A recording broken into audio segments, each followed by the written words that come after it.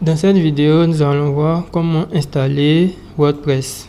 Une fois que vous avez téléchargé le fichier zip de WordPress sur le site de wordpress.org, vous allez devoir décompresser le fichier.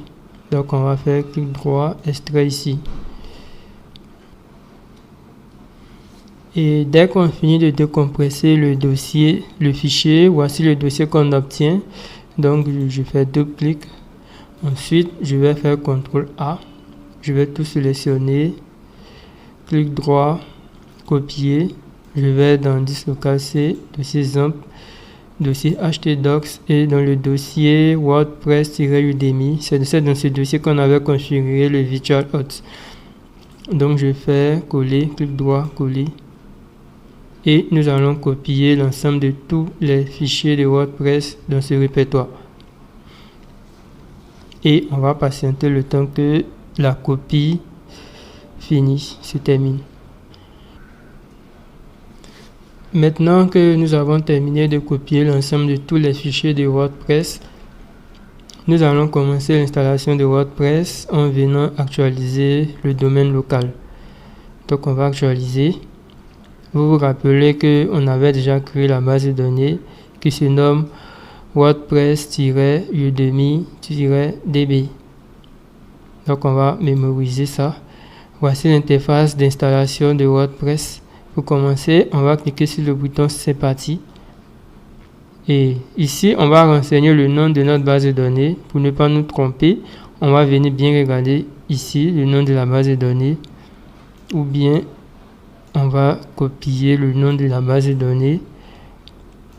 Je copie et je viens coller ici.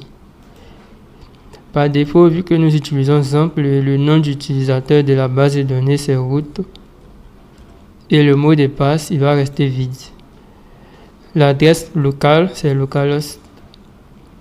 Le préfixe d'état vous pouvez changer, vous pouvez mettre ce que vous voulez, mais mettez quelque chose. Si vous ne savez pas quoi mettre, laissez WP underscore. Ensuite vous allez cliquer sur envoyer. On va commencer à lancer l'installation maintenant, vu que nous avons configuré les informations de base de données. Ici, nous allons mettre le titre de notre site internet, c'est-à-dire l'information qui va apparaître ici dans la balise title. Donc, on va mettre WordPress Udemy. Et l'identifiant, c'est l'identifiant qui va nous permettre de se connecter au tableau de bord de WordPress. Par défaut, je vais mettre une identifiant simple. Et le mot de passe, je vais mettre une identifiant simple comme admin. On va cocher confirmer l'utilisation de mot de passe faible. Ici, on va mettre admin @admin.fr. Et on va cocher demander au moteur de recherche de ne pas indexer ce site. On va cocher ça parce que de toute façon, ça ne va servir à rien.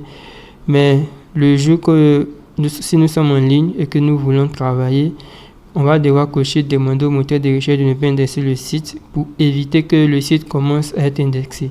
Mais là, nous sommes en local, ça ne va servir à rien. Donc, on va cliquer sur installer WordPress.